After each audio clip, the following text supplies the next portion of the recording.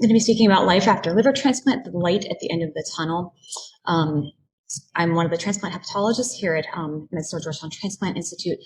And the point of this talk is to call attention to the miracle of transplant. Hopefully this will be an uplifting talk, especially for people who are primarily in the inpatient setting and seeing kind of the emotional heaviness of some of the challenging patients that we have. This is the kind of the other side. And so I'm hoping that I can convince you that transplant is a miracle and that you're doing great things. So just some trends, first historical trends. The first kidney transplant in 1954, then 1963. First liver transplant was attempted by Dr. Starzl. First successful transplant was in 1967. In 1989, we had the first pediatric living donor liver transplant. And then in 1994, the first adult living donor liver transplant, which leads us to the question of where are we now? And the increasing success in liver transplant has really significantly increased the interest in transplant and the demand. So as of Monday evening, there were over 10,000 patients nationally on our United States liver waiting list. So this is just a graph of the current trends in March through March 2023. So on the left, we have waitlist additions per year. So you can see that that's increasing each year. And then on the right, we have the number of transplants being done each year. So we are seeing an increase over time over the last 30 years that the number of transplants annually is increasing. But as highlighted on the bars below, the average number of daily transplants is still not matching the average number of daily waitlist additions. So the demand is still exceeding the supply. We have seen some improved waitlist mortality. Basically, this graph on the left is showing the pre-transplant mortality based on the MELD score. So in the brown and aqua blue, you can see that the mortality is higher than the groups in the lower MELD. But over the last 8 years, we've seen a significant decrease in the total mortality on the waitlist. And part of that is that we're doing more transplants again. So this is basically just showing trends in the transplanted population. So in the upper left, we have the purple is the deceased donor volume, and then the brownish gold is the living donor volume. Upper right, we have transplants by age, with the aqua blue highlighting the age 50 to 64, and then the brownish is 65 years plus. Then we have by sex in the bottom left, and then by race in the bottom right. So these slides just kind of highlight that most of the transplants in the United States are deceased donor liver transplants, less so living donors, and that there are still some inequities in terms of age, sex, and race in transplant, with the most frequent group being white males in the 50 to 64 age range. So this is the most recent data in terms of the patients who are being transplanted nationwide and what their diagnoses are. So just highlighting that we have NASH in kind of the aqua blue, which has been rising steadily.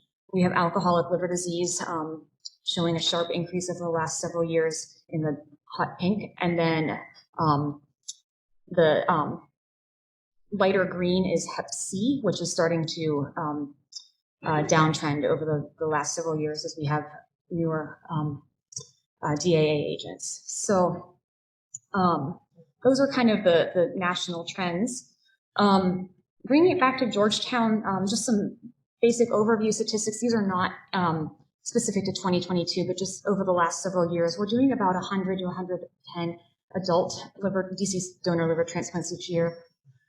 Ranges 15 to 20 pediatrics transplants per year, about 10 to 15 living donor adult and or pediatric per year.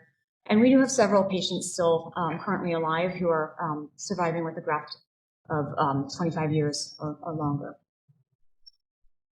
So that brings on the question of transplant survival. So this is, again, national data from the OPTN UNOS website, basically showing that the survival curves 10-year, 5-year, 3-year, 1-year, and 6-month curves. And overall survival rates, just to kind of make this a little bit easier to interpret, overall 1 year is about 92%, 5-year 82%, 10-year 64%. And 20 years is not generally calculated in these data reports, but with search estimates of up to about 50% of patients can survive more than 20 years. This next slide is basically just showing graph survival by age and by MELD score. So on the left is survival by age, on the right is survival by MELD score. So you can see that these are generally similar across the cohorts, with on the left the oldest group being in the green, age 65 plus, being just slightly lower survival than the other groups, but statistically not really significant. And then on the right we have the MELD scores, with the highest MELD 40 plus being in brown, the aqua blue, the next group. So slight trends toward reduced survival by MELD score, but overall not dramatically different.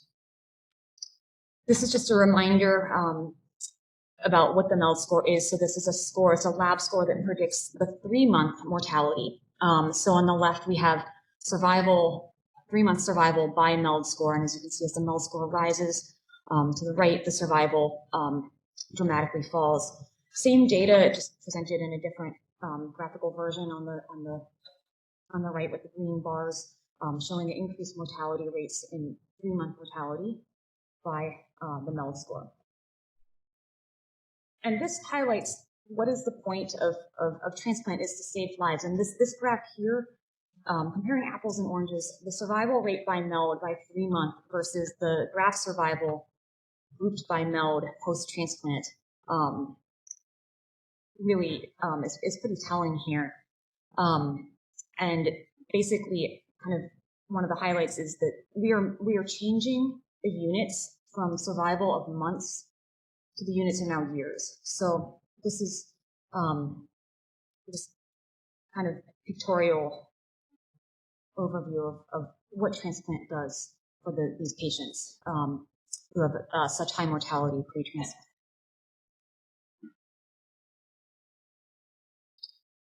And then survival by diagnosis.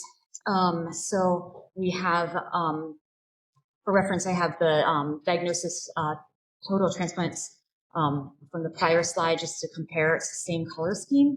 So you may notice that the purple acute liver failure group has slightly lower survival compared to the rest.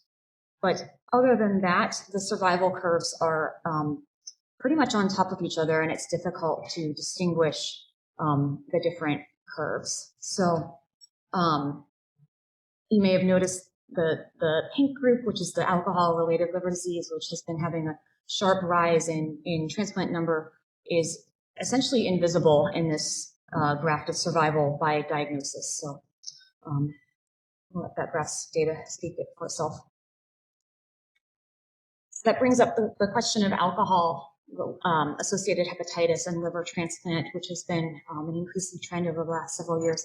This is a study, a multi-center study, including at Georgetown. Dr. Christine Sue participated in this, where they basically looked at the mortality and survival benefits of early versus delayed, meaning 6-month delay in liver transplant in patients with severe acute alcohol-associated hepatitis. And the mortality of that is estimated to be up to 70%.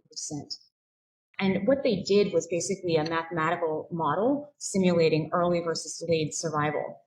And so these graphs here, the dark blue, are the survival life expectancy for the early transplant group versus the lighter blue, grayish color, is the delayed one.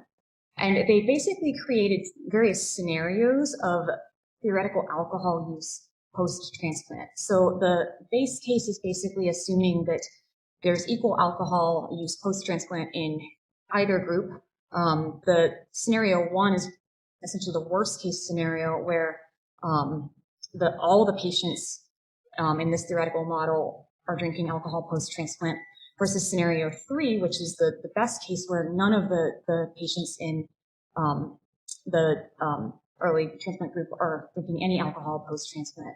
So this basically is highlighting that regardless of post-transplant alcohol use, there is still a sustained survival benefit for transplant in these groups. So you can see that the difference in survival is less in the scenario 1, where this would be kind of the worst case scenario, with sustained alcohol use versus no sustained alcohol use in scenario 3, but across the board in all these models, early liver transplant was still significantly more beneficial.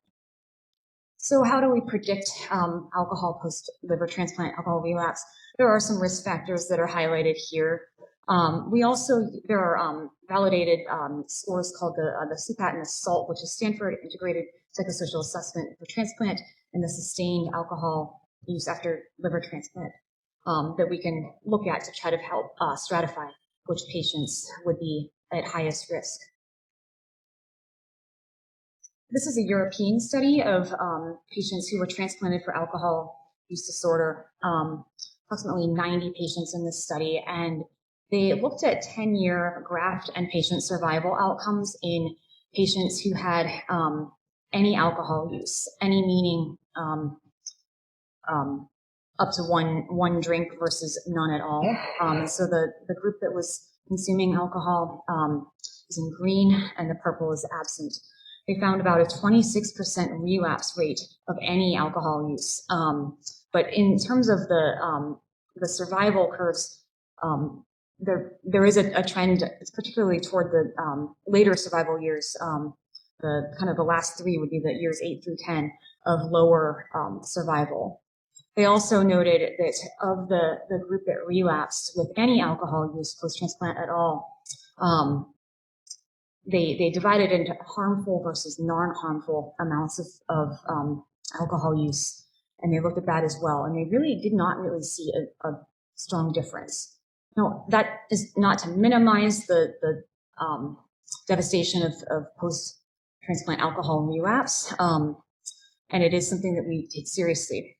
Another meta-analysis, 6-year median follow-up, any alcohol use prevalence of about 26%, annual relapse rate of about 5% for any alcohol use. Heavy use was about 3%. Again, no difference in overall and in 5-year patient survival. At 10 years, they did have a higher risk of death in patients with relapse. They did see some evidence of steatosis, fibrosis, and even recurrent cirrhosis. In these patients, there is a higher risk of anxiety and depression as well. This is a study of Danish patients who were placed on the transplant waitlist in the Netherlands, and this is actually both retrospective and prospective data showing that up to about 50% of patients do have anxiety and or depression. This rate falls post-transplant, and the patients at most risk for anxiety, depression, or PTSD post-transplant tend to be patients that are struggling medically with sustained transplant complications. Untreated depression does have a higher risk of graft rejection. So in this study, 13% in treated patients versus 40% in untreated patients. And that's generally due to depression leading to some issues with medication adherence and graft loss. This is just another similar study, basically showing that the survival post-transplant is heavily influenced by the presence of depression at all, and whether it's treated versus untreated. So the gray graph at the lowest of the 3 curves is the untreated depression versus the blue is no depression, and then we have green in the middle. So this is not necessarily surprising, but it is nice to see this data in pictorial form.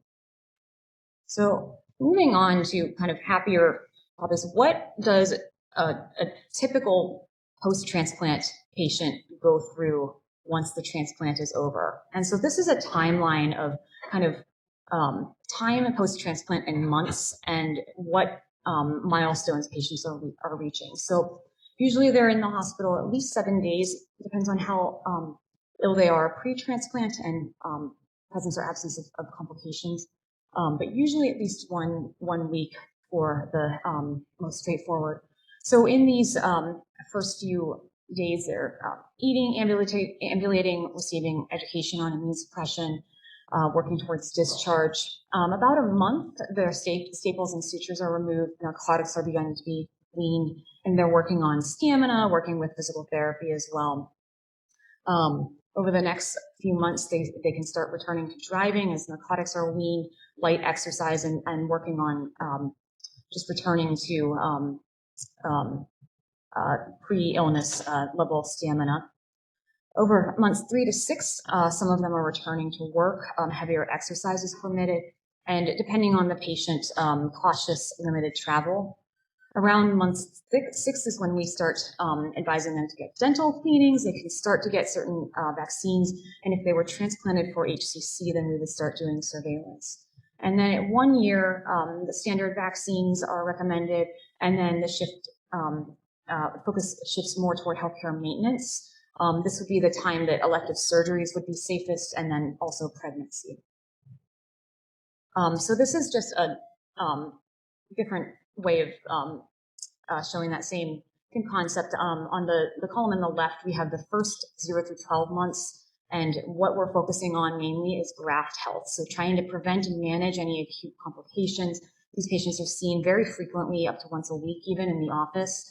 We're running their immune suppression much higher because the risk of rejection is highest early transplant. And the routine healthcare things are generally started to be addressed in the second half of the year. The main mortality risk in the first 12 months is mainly graft issues, including peri-op problems or acute infections. After a year, the focus becomes, we're still, of course, trying to prevent and manage any graft complications, preventing chronic complications, but they're seen less frequently, once every 3 months, sometimes in the first year, every 3 to 4 months, depending on how well they're doing, and in the years following, sometimes every 6 to 12 months. We're running their immune suppression much lower at kind of maintenance troughs, and the routine healthcare focus becomes much larger. And the mortality risk post 1 year tend to be less graft related and much more cardiovascular, malignancy, renal problems, things like that. So patients frequently ask, what is life going to look like? And these are often the questions that they tend to focus on, particularly medications and medication burden, but what can they do? What can they not do? What will their recovery and life look like, and how long can they expect to have this successful transplant? So medication education is key to having good outcomes. So we have to really educate these patients in the inpatient setting and at clinic visits on how to take their tacrolimus specifically, what a trough means, how to do that accurately. We're frequently adjusting their medications and frequently getting labs, and they are taught that they are never ever to run out of immune suppression. We do have to deal with dispenses written. We have some brand specific things with immune suppression just due to differences in oral bioavailability. We have to teach them about medication interactions and often have to teach them about low potassium diet that can happen due to effects of tacrolimus. Just for sake of completion, this is just a list of the names by generic and then brand of the immune suppression agents that we use, and the class. The mainstay of transplant immunosuppression are the calcineurin inhibitors, primarily tacrolimus, and then others as well. So the typical kind of pill burden in a transplant patient who's less than 1 year. So they're on tacrolimus. Less likely we'll use cyclosporine, primarily tacrolimus Q12, mycophenolate mofetil or mycophenolic acid. Usually in the first 6 months, some patients stay on it longer or indefinitely, others are weaned. And then prednisone, usually we try to wean that off in the first 2 to 3 months. There are some patients that need longer courses, and some will stay on low dose prednisone for the first year, particularly autoimmune patients. Aspirin, we use 81 to 325 milligrams per day. Asterisk meaning that it is center specific and also patient and surgeon specific, but the point of that is to help reduce the incidence of hepatic artery thrombosis. They're on infectious prophylaxis with nystatin. CMV prophylaxis, also center-specific. Each place does it slightly differently, but generally either valganciclovir, valacyclovir, or acyclovir for the first 1 to 6 months. It depends on the donor and recipient CMV antibody status. And then single-strength Bactrim for PJP and toxo prophylaxis, sometimes atovaquone if Bactrim is contraindicated. And that can be 3 months. Here we do 3, some centers do 1 year. So it can be a little bit variable depending on where you go. And then magnesium oxide, that is to help prevent hypomagnesemic seizures in the first few months post-transplant when the transplanted liver has a very high magnesium requirement and can deplete the serum magnesium, in addition to tacrolimus also causing hypermagnesemia. And so these patients are at risk for seizures. And so we are supplementing them with magnesium oxide to help reduce that. And then PPI on prednisone. So patients are very concerned about pill burden, costs, and how long they're going to be on all of these medications. And the good news is that it does get better over time. After 1 year post-transplant, transplant-specific medications are primarily tacrolimus, often monotherapy. There are certain subgroups that will remain on CellCept or mycophenolate long-term.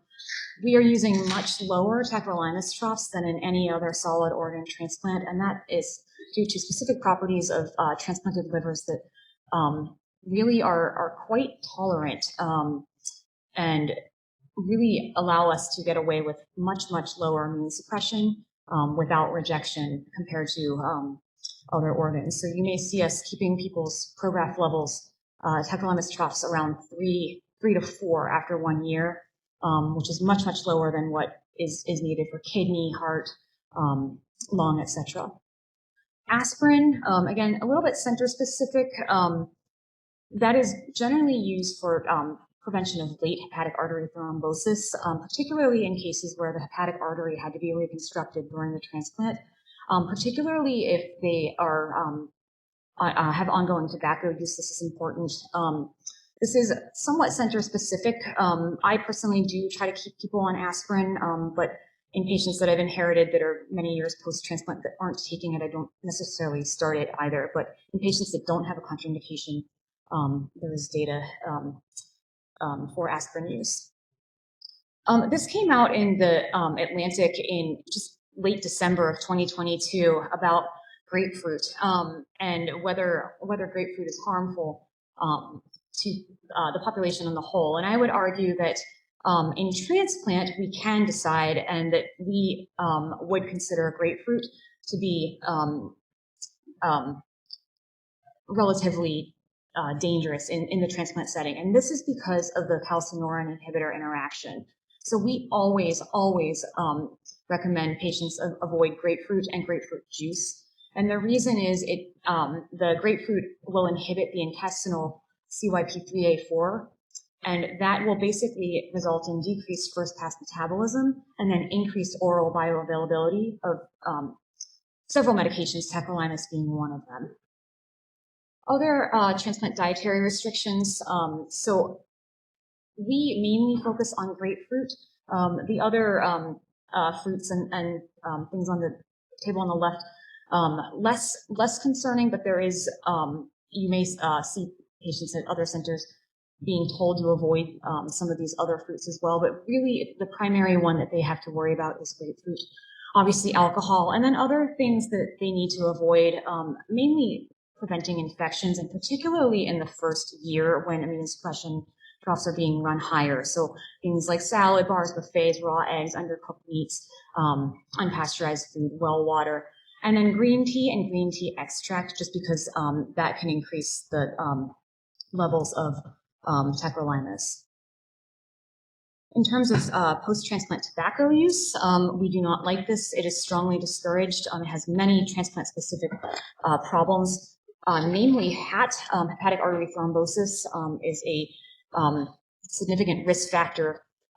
Ideally, patients will stop smoking prior to transplant. There's some data that The preferred length of time pre-transplant would be 2 years. Some centers across the nation will require smoking cessation. Others strongly encourage it. So there is a little bit of variation with that. But there's also some data that donor tobacco smoking is an independent risk factor of hepatic artery thrombosis. So it is a problem that really can create significant deleterious effects. Other adverse effects of tobacco in liver transplant: increased risk of rejection, biliary complications, malignancy on the whole, and in patients that were transplanted for HCC, increased risk of HCC recurrence. Also, longer post-transplant recovery.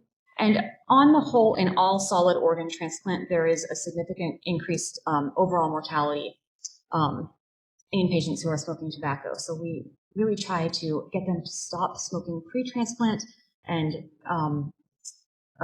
continue to work with them post-transplant if they have not. Cannabis, we don't really encourage it. Obviously, it depends on the area that you're practicing and whether it's legal there or not. The problem with this is the plant-derived products can place patients at risk for significant infections. So smoking and vaping has been shown to be associated with pulmonary aspergillus, other spores, and even medical marijuana from licensed dispensaries has been shown to have contamination with multi-drug-resistant gram-negative rod bacteria and fungi.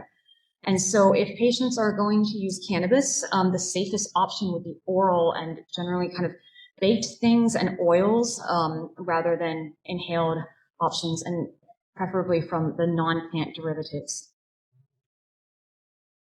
Returning to work. So this is very patient specific. It depends on how the patient is doing, how their recovery is going, whether they've had any complications or not. How motivated they are is another major factor. Many of these patients are young, they're motivated, they want to get back to work, whereas others have been ill for more than, sometimes like several years of chronic illness and they haven't been working. So it kind of depends on that as well. But also depends on their age. So, our older patients who are transplanted in their 60s, if you're close to retirement age, then they may have obviously less motivation to return to work. So all of those things, and then of course their financial situation and whether they need to work or not. And then of course the occupation itself. So what are the demands of the occupation? What types of activities does it require? Is it in an office setting? And if so, is it cubicles, or kind of what types of environments they would be in, whether they can work from home, etc. Most of the patients who return to work will do so after about 6 months, sometimes earlier. Again, it depends on the patient. We've had people go back sometimes even 2 and 3 months post-transplant. So it just depends on the situation and the patient. Things that they need to avoid post-transplant. So for the first 3 months, while the incisions are healing, they have about 10 to 15 pound lifting restriction, and that's just to help prevent incisional hernias. They're advised to avoid gardening. If they are going to do it, then they need to be wearing gloves and then washing their hands thoroughly after. Ideally, not handling any pet feces, particularly the cat litter boxes. Someone else really should be helping them with if they have a cat, and that's for both toxoplasmosis and Bartonella. Birds in particular and reptiles we generally aren't fans of just because of the infectious risks. So we don't make them get rid of their pets, but ideally try to avoid and have someone else be handling their cages and such. Swimming in fresh water, and then caution with hot tubs. We counsel them to avoid excessive sun exposure due to the malignancy risks, and then just tick bites and doing things to reduce that in patients who are active. Sports, generally by about 3 months, if they feel up to it, they don't really have any specific restrictions on the whole. We let them exercise as tolerated, obviously with caution, not being alone, having other people around, avoiding dehydration, heat stroke, wearing a medical alert bracelet. And we have a lot of patients who become avid exercisers post liver transplant, particularly runners. Travel, generally in the first 3 months is a hard no. 3 to 6 months, we don't encourage it. It kind of depends on the specific patient and where they're going, how far away. If the patient is a kind of a model patient that is religious about their labs and their medications and reliable, and we can get a hold of easily each time. We may let them travel more so than someone that we struggle to reach shorter distances, driving, that type of thing, rather than flying. But it depends on the patient and the situation. 6 to 12 months, generally, we will let them start to travel around 6 months if they're stable, but we strongly prefer the continental US. We really don't want these patients going out of the country in the first year unless there's a dire need. We really try to keep them here. 12 months, we do let them travel internationally as long as they're stable. Obviously, the risk depends on where they're going. So we, of course, always prefer developed countries that have access to modern medical care rather than kind of remote locations that can be difficult. And we do have to think about the risks of the infections depending on where they're going, and sometimes need to have them go to a travel clinic to help stratify that. And then the biggest risk with travel is immune suppression. So we need to ensure that they have enough and that they have done all preventive measures to avoid any problems with running out. So making sure that they have more than their expected duration in case there's delays. There's a new pandemic where people are stuck quarantining, things like that. If there's an issue where the meds are lost or stolen, we'll ask them to bring like a separate bottle of like extra, things like that. And making sure that they're in a location where if they are not able to continue their tacrolimus, that they can go to medical care in that country and get an emergency prescription. Pregnancy. So this is a case report from 1978 where pregnancy after a liver transplant is notable enough to be published in a case report in the American Journal of Obstetrics and Gynecology. Nowadays, we kind of take that for granted.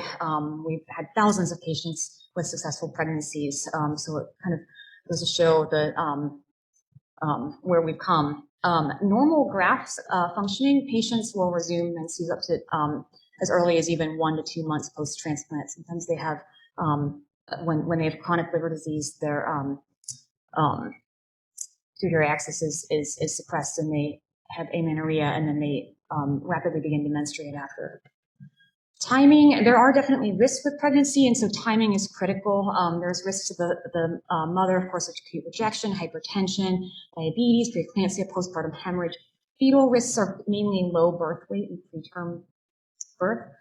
And so the general recommendation, and this is national, would be to delay pregnancy until 1 year. This is basically the 1 year mark is you would be ensuring that their graft function is completely stable. Usually at 1 year, if they haven't had complications, we're able to lower their immune suppression to kind of more maintenance troughs. And that also gives time for other medical issues post-transplant, including steroid-related induced diabetes, hypertension, things like that, to be adequately controlled. The outcomes for pregnancy. So historically, the data was showing about 70% live birth rate. Post 1 year, 98% versus 80% survival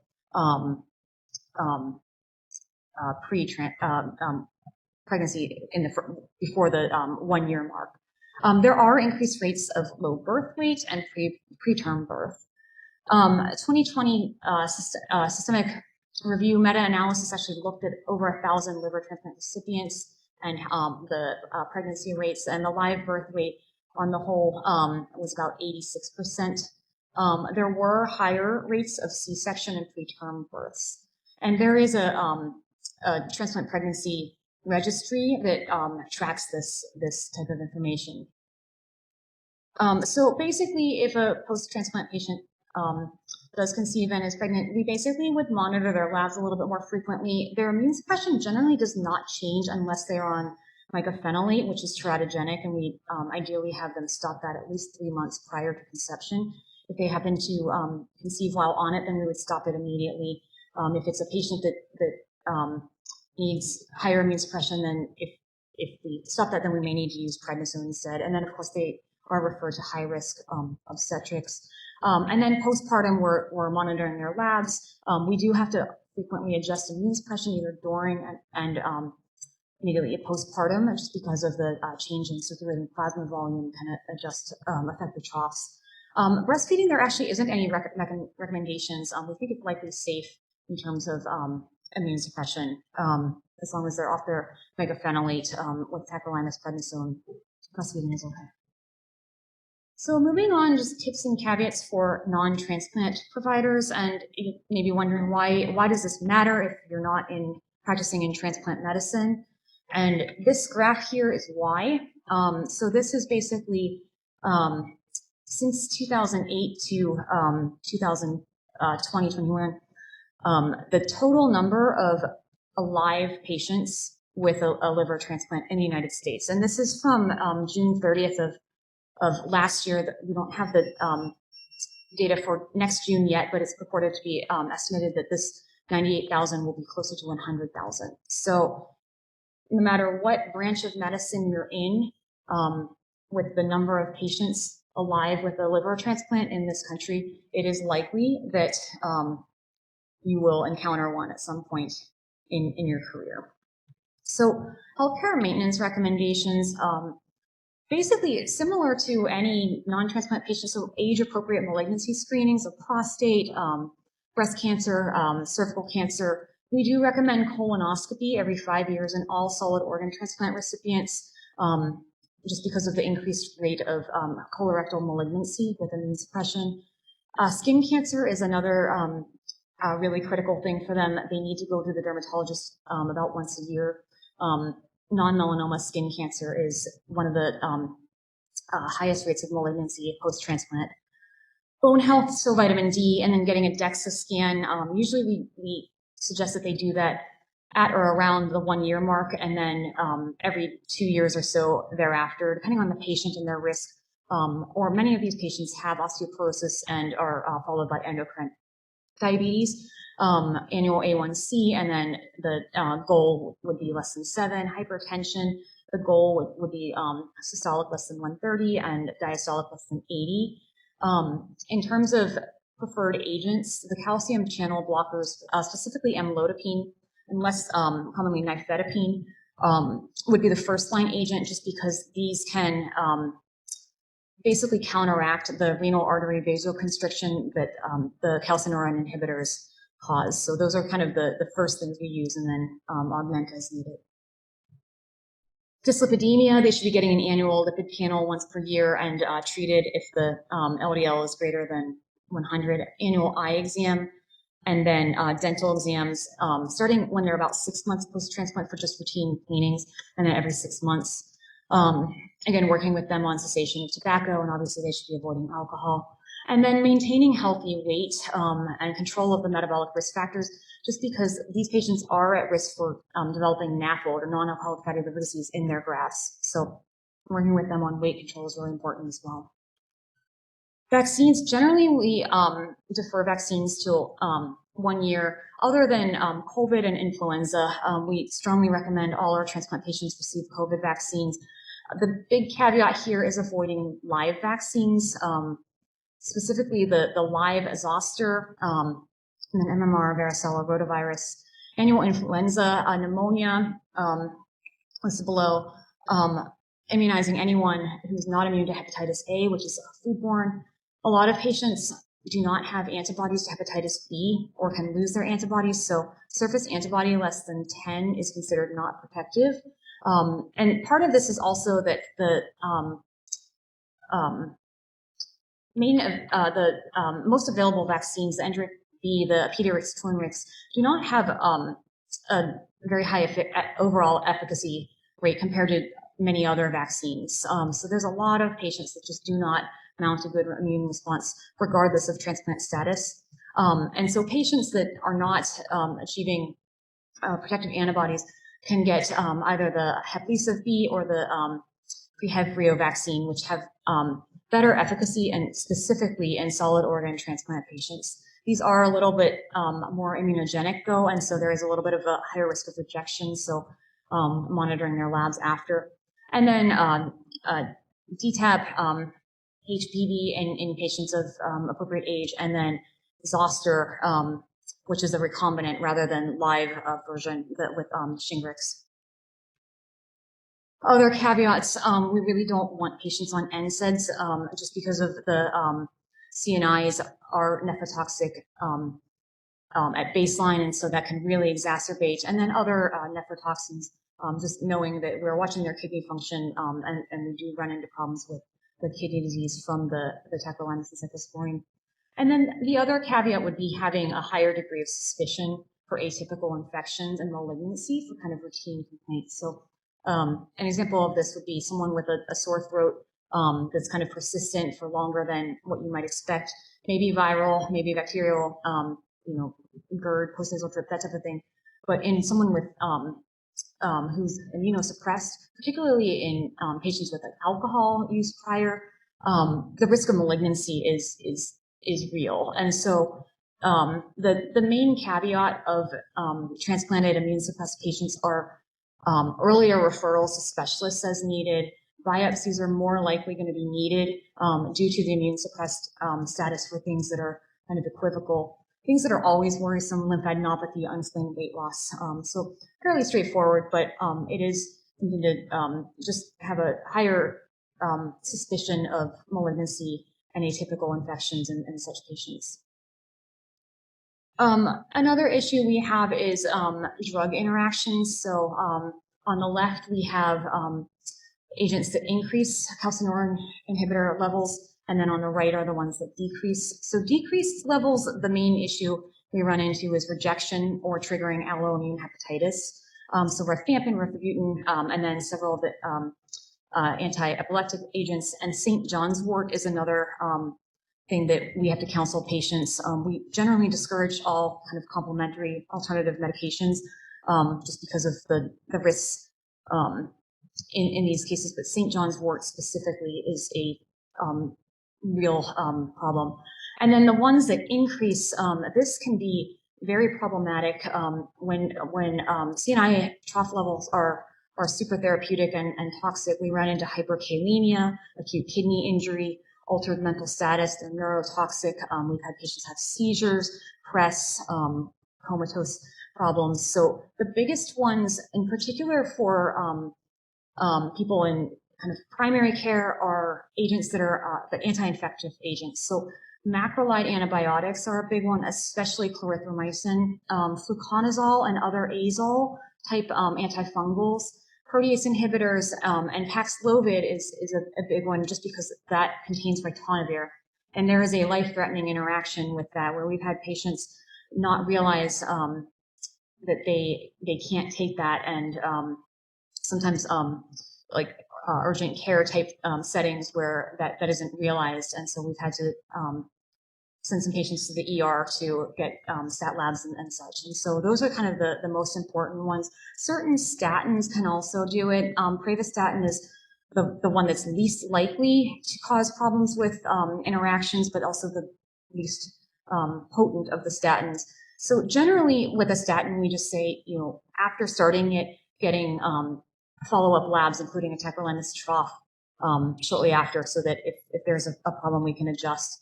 Other things are listed below. Grapefruit juice and green tea, again, are the dietary ones to be aware of as well. So kind of the take-home points for the medication safety aspect is just being aware of kind of the most critical interaction, particularly with some of the antimicrobials.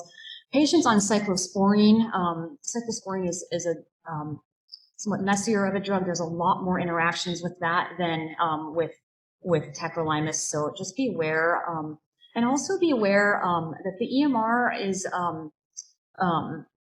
not perfect, and so always relying on drug interaction checkers, particularly if in settings where they're in a different facility and they're not using our same EMR, using things like Hippocrates and drug interaction like dedicated websites rather than that, avoiding NSAIDs and nephrotoxins. And if there's a question in terms of, is this medication safe for transplant, it's always perfectly reasonable to reach out. We don't mind clarifying that type of thing. Definitely rather be safe than sorry anytime we are able to.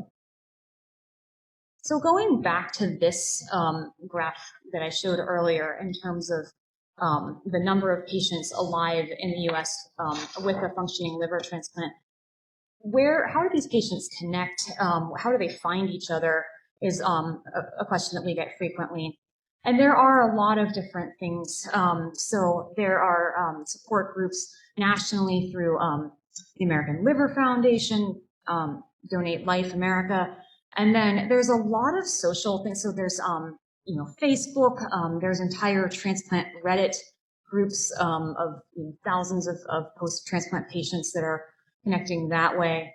And then there are basically the transplant games. So the Transplant Games of America, which are in June in Birmingham this year. And then the World Transplant Games are actually next month in Australia. And these are a big deal. They're like very highly attended and basically pretty similar to the events in the regular Olympics. And so this is a great way for them to connect with other people and really meet like-minded post-transplant patients. And then, of course, there's local support as well. Most transplant centers will have either in-person or virtual transplant support as well, type of things. And patients really can thrive. So these are all patients that are post-transplant. I'm not violating HIPAA. These are all like publicly shared online of patients, not necessarily from this institution, but just around the country. There's a high number of them who are long distance runners or high level swimming. So, they really can thrive. They can become serious athletes. So this is just something to kind of